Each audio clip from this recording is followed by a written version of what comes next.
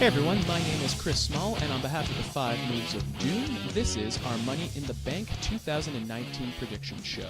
We had so much fun at WrestleMania, I decided to invite, once again, the only Impact fan I know personally, Mr. Dan Saracino, to speak with me today. How you doing, Dan? Pretty good. Thanks for inviting me back. Of course, anytime that we get to discuss this wonderful, weird thing known as wrestling, I relish the opportunity. We've got Money in the Bank 2019. So far, we've got 11 matches that have been announced. Looks like I don't think the card's really going to change from there. We're recording this about 4 days out from the actual show there.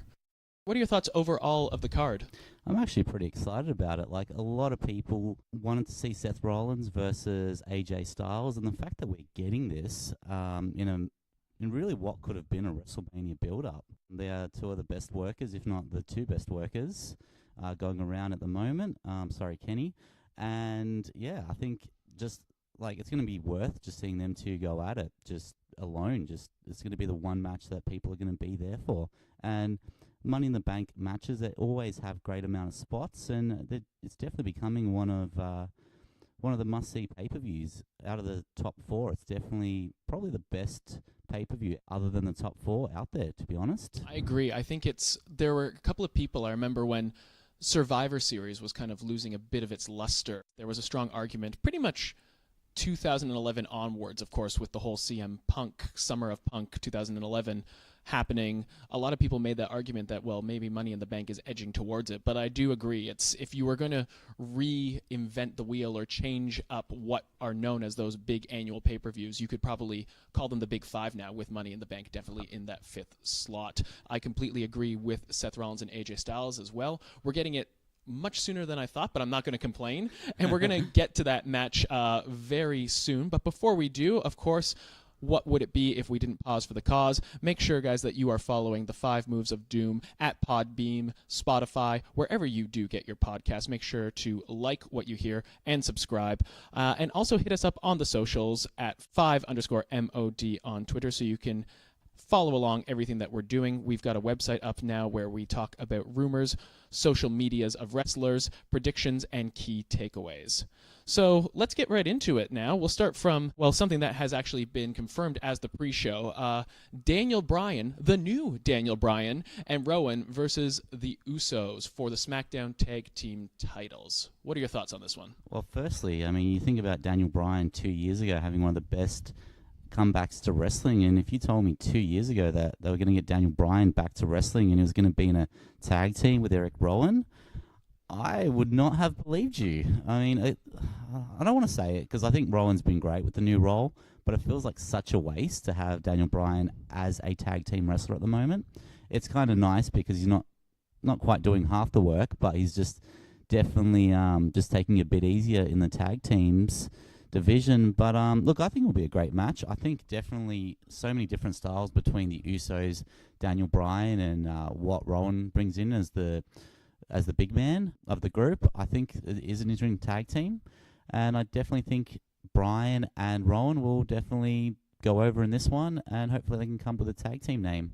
100%. I think no one's really predicting that the Usos are going to have whatever it is, their 8th, 9th, 16th title reign, usurping Bryan and Rowan, especially this soon after they've gotten the belts at this point. They're definitely in Ric Flair territory now with the amount of reigns they've had. Just a bit weird, the fact that it almost felt like they were building up to a pay-per-view feud with the Revival, but nada.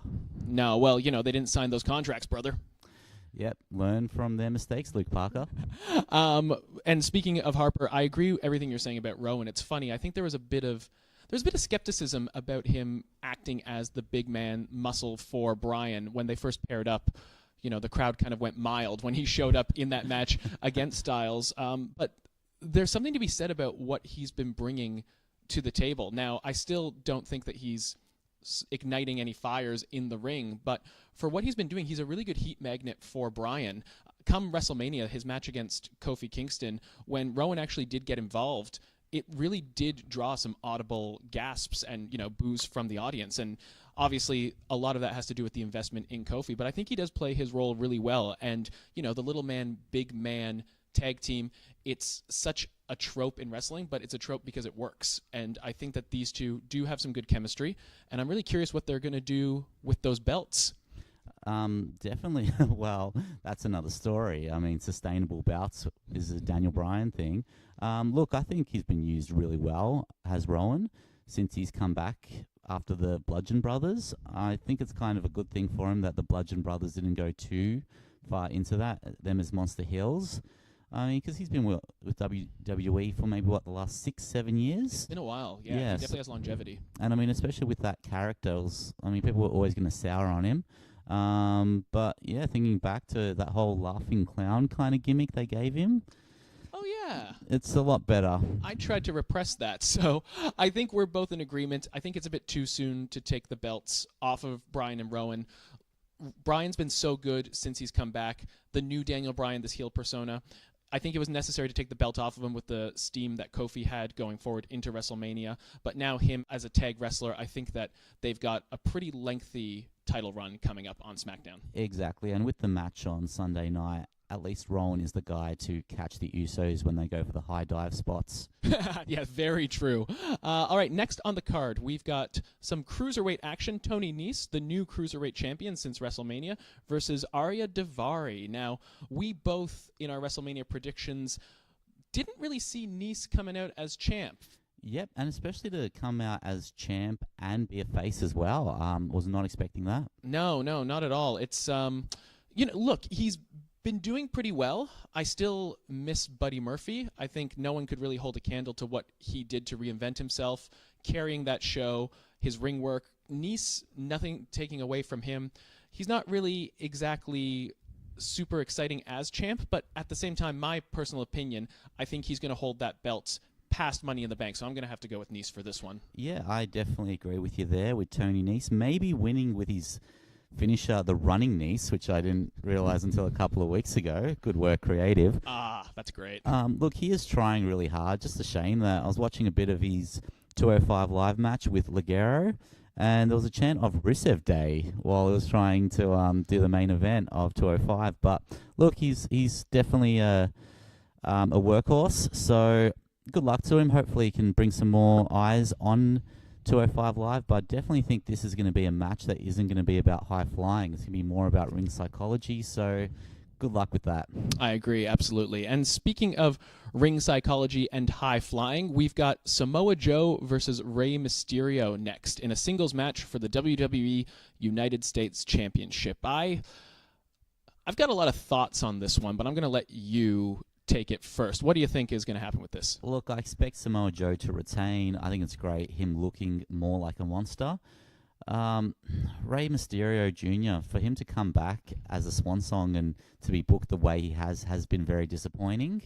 As you know, growing up and watching what Rey could do in WCW was amazing. Just what he basically changed the landscape really of wrestling to be more about the high flyers, high impact than the bodybuilders that would get people in headlocks. Look, I'm not sure if he would have came back to WWE if they used him this way, and it's a bit of a shame they're not having him work with younger opponents, but I think Samoa Joe to retain.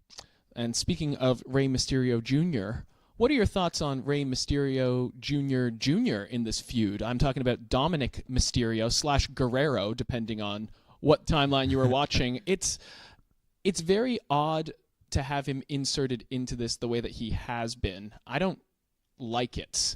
I know that there have been a lot of rumblings backstage that Dominic is trying to get into the wrestling business to be a wrestler. He's definitely got the look. He looks like a monster, but of course anyone does when they're paired up with Mysterio. His son is a full foot higher than he is.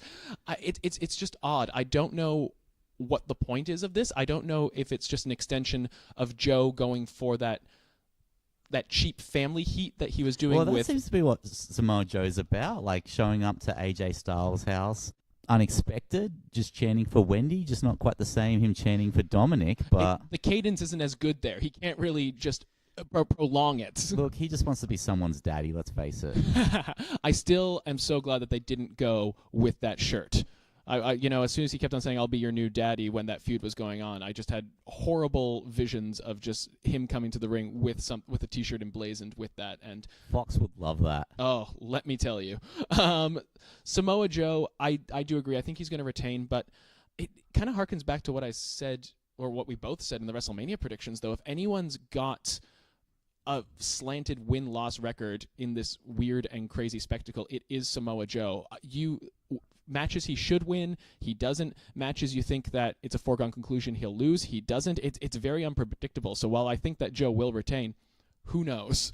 Yeah. Look, I mean, I think we all know that Samoa Joe, they did the right thing by Samoa Joe with the way they used him in NXT as well. So hopefully they do get it right. But I don't know. It was disappointing to see the SmackDown after WrestleMania where he just got destroyed by Braun Strowman. That's not how you treat monsters like Samoa Joe, and he is a guy that is consistently over with the fans. And we're going to talk about people who have been destroyed by Braun Strowman later on as we get to go through the card. But next up, we've got Kofi Kingston versus Kevin Owens for the WWE Championship. Your thoughts, sir? Heel Kevin Owens is so much better than face Kevin Owens. Oh, by 100%.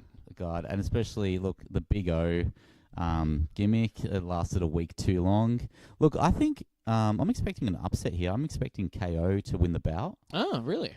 Look, I think Kofi's such a better performer when he's chasing the gold than him actually holding on to the gold. I think just all working dog champions, they're just so much better when they're trying to capture it. So, I mean, look, I am expecting him to get another shot at redemption and get the belt back, but I think Kevin Owens will win because I can just see WWE going for more of a hotshot standard with the SmackDown title, just as a way to get some more viewers in, because at the moment, that's what Vince needs, more viewers. All right. This is going to be our first disagreement because I think that Kofi is going to retain. You know, I would be very happy for the Big O to get it. I'm a huge fan of Kevin Owens. I saw him win the Ring of Honor World title in Toronto, Border Wars in 2011. It was amazing. Kevin Steen, that's right, when it was Kill Steen Kill. But you know what? I think Kofi's been a fantastic champion so far, and the way that they've handled his reign has alleviated any fears that I had for his booking going forward. He's been made to look like a strong champ. He's been shown that he's not resting on the New Day laurels. Now, whether or not that's just because Big E being out with injury, you don't wish injury on anyone, but that's what I'd probably call a happy accident at this stage because it's allowed Kofi to shine more in singles competition. It's not the New Day with the belt. It's Kofi Kingston with the belt, with Xavier Woods at ringside sometimes. I think that the title defenses he's had so far, that triple threat against Styles and Zayn was fantastic. His rematch against Bryan, they're doing everything right by Kofi. Kevin Owens is the perfect opponent for him. I think this is a perfect first feud for the belt for Kofi, but I think it's the first of many. I wouldn't be surprised to see KO take the belt from him eventually, but I feel like this is going to lead into a series right now. So I think this is the first of a couple. And I think that they're going to allow Kofi to have the belt for a bit longer and see how he goes. The audiences are reacting, and he's showing up, and he's delivering. Yep.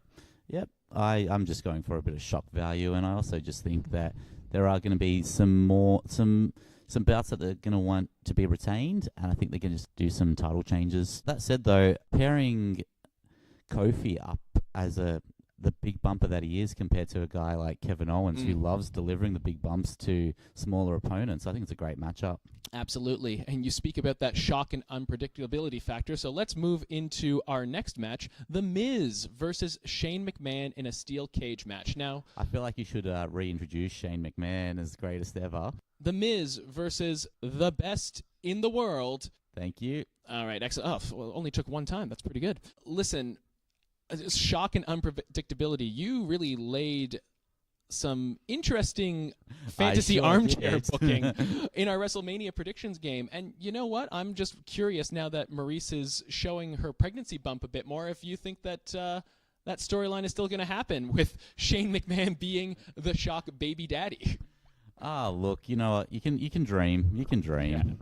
Yeah. Look, I personally, Shane McMahon, I saw a interesting stat just before we started recording this that Shane McMahon has wrestled on every single WWE pay-per-view this calendar year so far. And he's still getting gassed, still, struggling through. It hasn't improved on his cardio at all, but look, I think maybe I'm just a bit disappointed they're not using the whole SmackDown 5-0 as I guess, motivation for Shane trying to become, I dare say, a monster. But look, he's been part of storylines, and there have been strong storylines, and definitely with him being the bad guy has definitely helped bring attention to the Miz and Mrs. TV show. So look, I don't mind that Shane McMahon has wrestled in all the pay-per-views this calendar year, because they've had something for him to do. Yeah, that's fair. And he's a pretty good foil to The Miz. I think the last time that they did a face run with The Miz, it was just atrocious. This time he's getting a bit more fire. Now, whether that be because he's more experienced and we're seeing veteran Miz, he's been with the company now for 13, 14 years, which is crazy when you think about it. Yeah.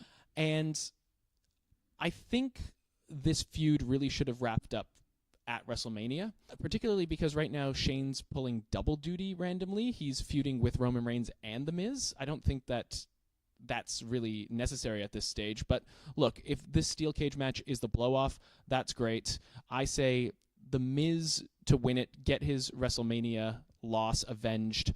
There's going to be a crazy bump, as there always is. Personally, I don't mind. I say that the feud should have wrapped up last month, but I actually don't mind this match because, to me, their WrestleMania match was one of the best on the card, surprisingly. I think it was a lot of fun. I'm expecting The Miz to get his win back with this. But the issue is, if you've got Shane McMahon, you're expecting a crazy bump, and he can't take the crazy bump on the Sunday night and be back for Raw the next night or SmackDown on the Tuesday night. So as good as the match is going to be, you're going to kind of want to question how you want to use Shane McMahon, and it's definitely going to be having him on screen than him kayfabing injuries. Yeah, and here's hoping that this actually does wrap it up. I don't think the match is going to be as bad as everyone's kind of groaning for. Like I said, they delivered at WrestleMania, but as long as this is it going forward and this puts an end to it. All right, let's switch gears to the women. Becky Lynch pulling double duty. Raw and SmackDown Women's Champion. She's got two opponents. Let's talk about her SmackDown opponent first. Charlotte Flair. Singles match for the WWE SmackDown Women's Championship. Boy, oh boy, have we seen this match a whole lot. Yeah, that was basically SummerSlam last year, so August, going all the way through to WrestleMania. Look, I'm going to tip Charlotte to get her 9th championship, purely for the simple fact that when you do have double champions like Becky 2 bouts, you're just going to make the divisions look weak when they're being dominated. So I think Flair's going to win the bout, and I think they're going to go their separate ways a little bit, and especially with the Money in the Bank contender for the championship after it, I think it's probably good just to put a bit of space between the two. I completely agree with everything you just said. I think Becky's done fantastic. She's still getting the reactions. If there was ever going to be a dual champion and striking while the iron's hot, they did it. The horrible ending of WrestleMania, the actual match aside. But I think that, look, she's still going to be champion going forward, but I think Charlotte is going to be the one who takes one of the belts off of her. I think Lacey Evans, who we'll talk about a bit later, is not ready by any stretch of the imagination. And I think that if you're going to tell that story, Lacey Evans fights Becky, Becky retains, and then gets picked off by Charlotte, and that plays into Charlotte's heel persona. I do agree, and I think that it's good to separate the belts. I think each show does need a champion, and Becky's done very good going from show to show, but I don't know how long any performer can keep up that kind of schedule. Exactly. It's the law of diminishing returns. And if you're seeing Becky 2 nights a week plus all the media appearances she does, as well as the pay-per-views, even getting a bit of attention with Biggie flirting with her mum on Twitter. Did you see any of that? That is a whole nother can of worms to digest. And he is playing it 100% straight. So, I mean, I say play, but who knows? Maybe there is some sort of attraction going on there. Becky Lynch's mum on the new season of Total Divas. Oh, book it. I think that the Money in the Bank probably definitely might play in. I don't know whether it'll be that night or later on. I think that this is the perfect way to take one of the belts off of Becky, though, at this stage. She's established herself as a fighting champion, and for her to step up, for her to be storyline-wise the person who volunteered to defend both titles at the same night, builds a lot of sympathy with the fans for when one of them eventually will be taken off of her. Exactly. Look, she'll lose the bout, but she won't look weak. Yeah, it won't hurt. And speaking of weak performers, let's jump into, we've touched on it a bit, but the Lacey Evans match. I mean, this is going to be a tough one to sit through, I think. Yeah, now, look, with Lacey Evans, she hasn't really done any matches that have gone past 5 minutes. And that includes even with her matches in the Mae Young Classic when she got called in. They didn't go that long, which is a bit of a shame because she does move around the ring really great and can do some really good high spots. I have talked to you in the past about how I'm not a fan of any finishes that are a punch. Yep. But that is her thing. Look, she can do some great moves around the ring and look smooth, but I just think at the moment with the way she was introduced as that character that would walk on and then walk straight back off, it didn't really do her any favors. And her having a pay-per-view match so early on for a bout, I don't think. Look, I think she needed a feud to get over against the mid-card. Look, she is doing a lot better than EC3 and Lars Sullivan and Heavy Machinery, but I think it's probably a bit too early for her to win. Good chance for her to show people what she can do, but just a bit of an odd booking, really. Yeah, it really is. I think that you're completely right. Clearly, management is super high on her, but her weaknesses are definitely showing, both on the mic and in the ring. Now, whether that just be timing, I think she does have a lot of natural ability, but with the performer that Becky is, she's being exposed in a huge way because Becky's just running circles around her in the ring, on the mic. I wrote about this earlier too. I think that this feud hasn't done either of them any favors either because Becky's just looked like an idiot getting blindsided so easily by Lacey Evans with those run-ins. And when it comes to actually verbally sparring with her, no one can really hold a candle to Becky in the company at all at this stage. So Definitely not. And to have a performer that isn't proven in any way, like even if you look at what Lacey did in NXT, she won a lot of matches, but she didn't look dominant. Mm-hmm. So I think that we're both in agreement. It's not Lacey's time. I can very much see her being a champion even later on this year, not at this stage, but she'll put up a good fight against Becky. She'll tire out Becky, and that will leave her prime for the picking for Charlotte. All right, next we go into Roman Reigns versus Elias in a singles match. This one's interesting. I also wrote about this one earlier. I think that Elias has a lot of potential on the SmackDown roster. I think he's so entertaining.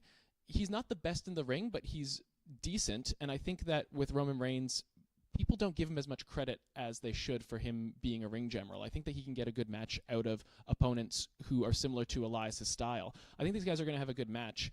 In a perfect world, I'd love Elias to go over.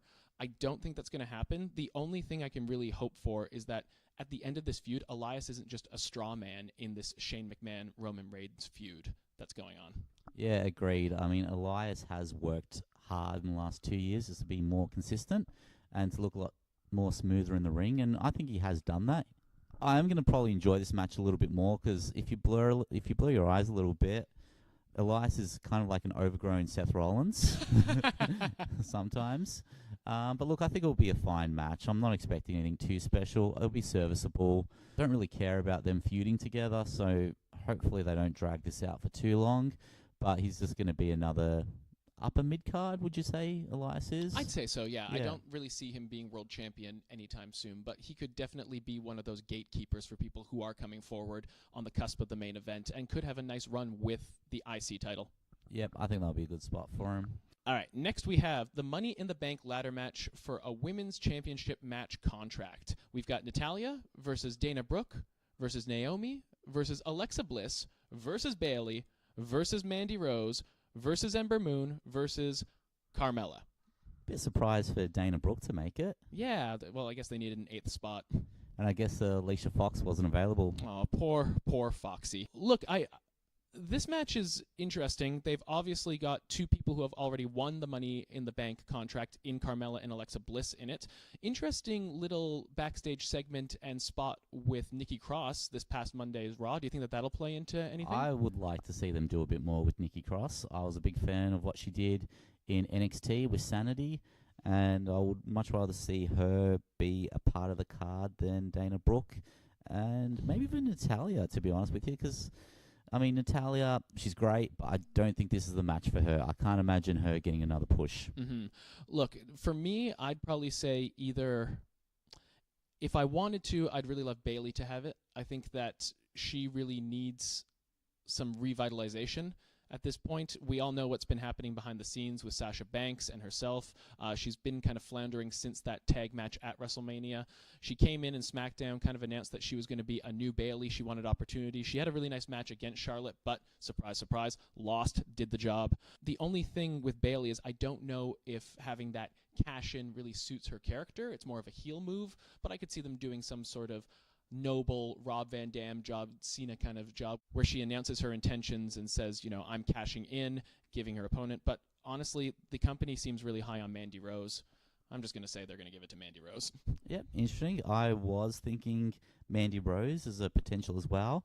I think I'm going to go with Bayley, though. I can just see a heel champion basically saying that she doesn't have the guts to cash in, almost being like teased and prompted to do it, and then she does it, and let's see how she goes with another reign, because right now she needs a storyline, she needs a big win, and I think it will come to her on Sunday night. Oh, for the love of God, if that is the storyline and someone teases her and she cashes in and doesn't win, it's just over for her.